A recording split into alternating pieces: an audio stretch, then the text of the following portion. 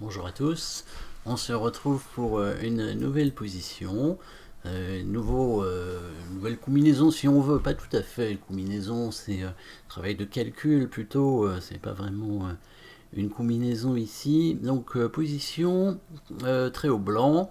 Alors, qu'est-ce qu'on peut dire de cette position déjà? Protection des rois. Le roi blanc a l'air relativement bien protégé. Bon, attention quand même, la première rangée, même si elle est protégée quand même par les pièces lourdes, hein, la dame et la tour, donc attention bas du couloir bien entendu. Ici, le pion quand même en C3 peut être dangereux évidemment, hein, puisque s'il prend, bon, bah, ça va créer un trou sur le roi. Après, il n'y a pas d'ouverture de ligne, hein, il n'y a pas de colonne ouverte devant le roi, et il n'y a pas de cavalier chez les noirs, donc difficile d'accès sur le roi blanc, si à partir du moment où évidemment le fou blanc reste en place, hein, parce qu'il défend bien le roi. Alors, du côté des noirs, les noirs ont un trou par contre, hein, déjà, puisque le pion en G7 est déjà blanc, en fait. Hein, ça aurait été un pion noir, ça aurait tout changé, bien entendu. Donc, il peut servir un peu comme bouclier, un petit peu, entre guillemets, hein, puisque évidemment, la dame blanche, par exemple, n'aurait pas accès au roi à cause du pion, justement, qui bloque. Après, c'est un pion, quand même, qui est à une case de fer dame seulement, hein, donc il peut y avoir, quand même, des soucis sur le roi noir, donc protection du roi, qui est quand même assez complexe ici chez les noirs.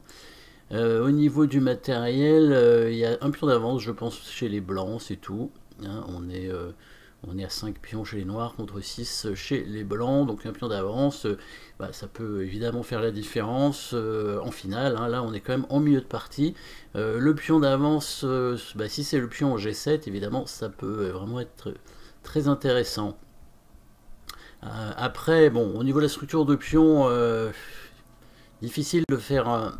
On peut essayer d'évaluer la structure de pion dans cette position, mais on voit quand même c'est une position assez dynamique, hein, beaucoup de pièces sur l'échiquier, une position très ouverte avec que des pièces à longue portée en plus, donc c'est surtout un jeu de menaces, hein, qui va être créé. On voit déjà par exemple une menace des noirs, hein, simple, qui est par exemple de prendre ce pion avec le fou, hein, protégé par la tour, avec fourchette dame tour, évidemment chez les blancs. Du côté des blancs, des menaces potentielles grâce au pion G7, justement, hein, avec la possibilité bah, de venir, par exemple, à côté du pion pour faire échec. Alors, on ne pourrait pas faire échec, en tout cas pour le moment, sur la case F8, hein, puisqu'il y a le fou en C5 qui contrôle cette case. Par contre, une possibilité d'accès sur la case en H8, hein, en passant par la case en H6 avec la dame blanche. Et donc un coup très intéressant, hein, qui pourrait être une menace, hein, ce serait le coup de dame en F4. Hein. Tout de suite on remarque, on peut trouver ce coup assez facilement si on cherche les menaces potentielles des blancs. Déjà, on part la menace des noirs. Hein. Bon, a priori, bouger la dame, c'est assez logique, hein, pour éviter la menace. Et en plus, comme c'est la pièce la plus forte, hein, dans la position, enfin sur l'échiquier tout simplement, hein, parce que c'est quand même la pièce la plus forte, ici on essaye de l'activer au maximum, et c'est vraiment l'endroit le plus intéressant pour créer une menace immédiate sur le pion H6, qui permettrait de faire mat en H8, hein, un mat qui deviendrait pratiquement imparable, hein, certainement.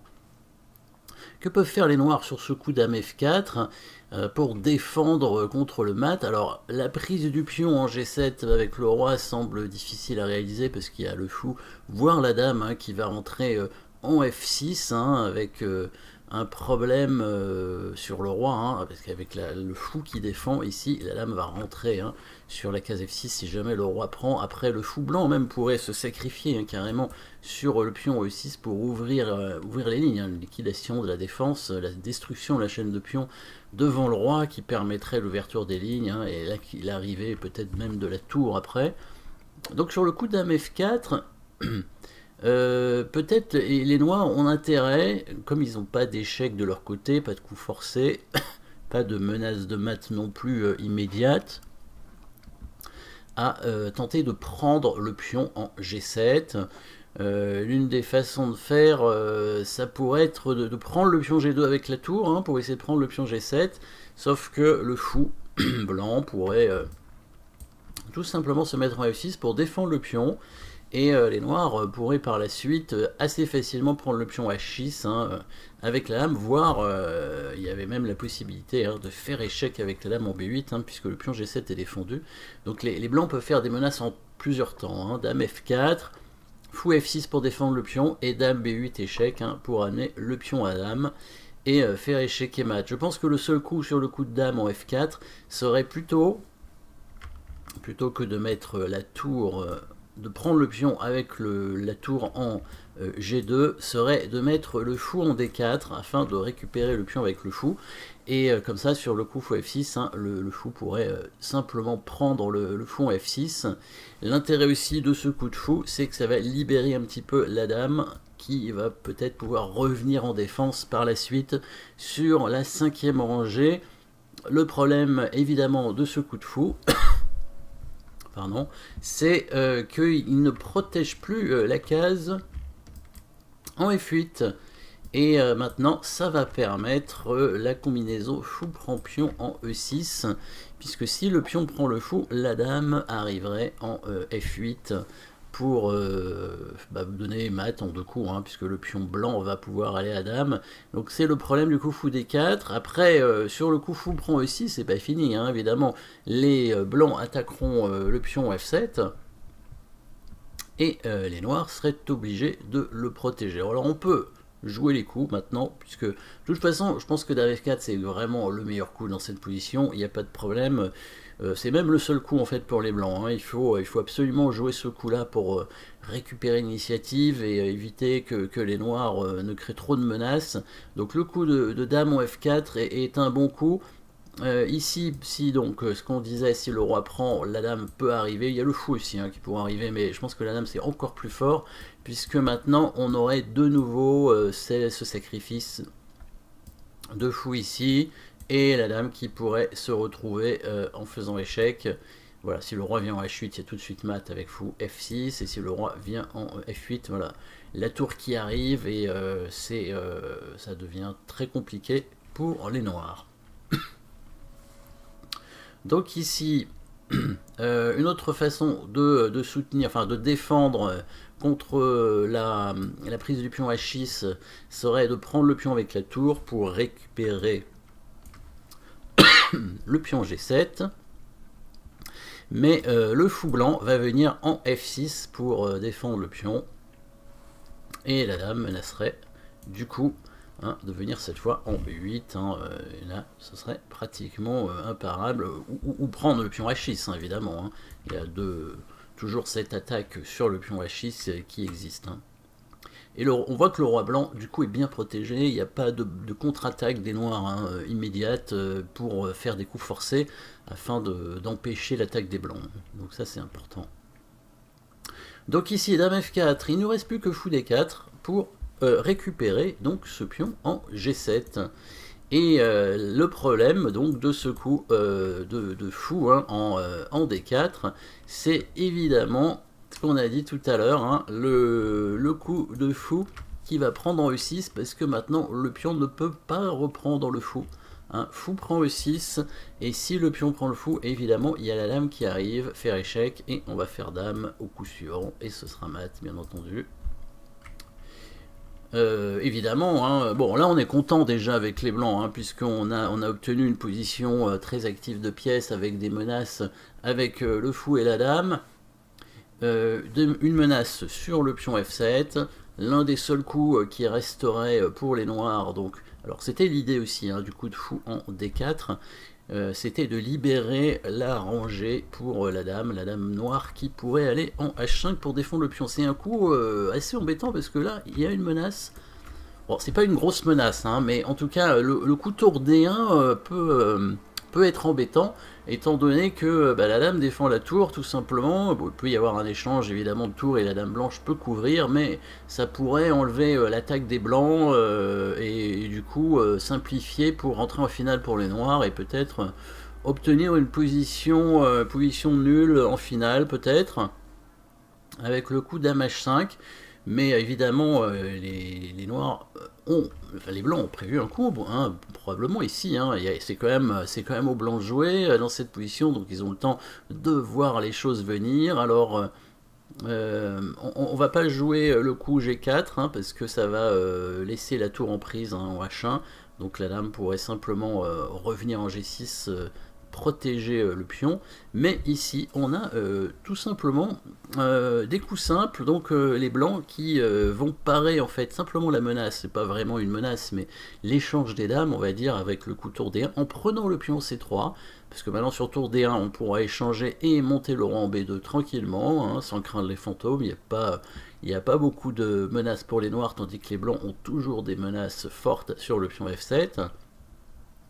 Et si le fou prend le pion en C3, les noirs se retrouvent avec des pièces non protégées, hein. Alors il y en a déjà un, il y a déjà le fou C6, mais maintenant que le fou prend le pion en C3, il y aura aussi le fou en C3, donc cette fois on aura l'attaque double avec le coup forcé, échec de la dame ici, le roi serait obligé de prendre le pion en G7, et la dame blanche qui revient faire échec pour récupérer le fou en C3 et réattaquant le fou C6 et même la tour en D2, puisqu'elle sera plus protégée, étant donné que le pion noir aura disparu, hein. Donc pion prend C3, on remarque évidemment l'attaque double, hein, évidemment ici sur le fou D4 et la tour en D2.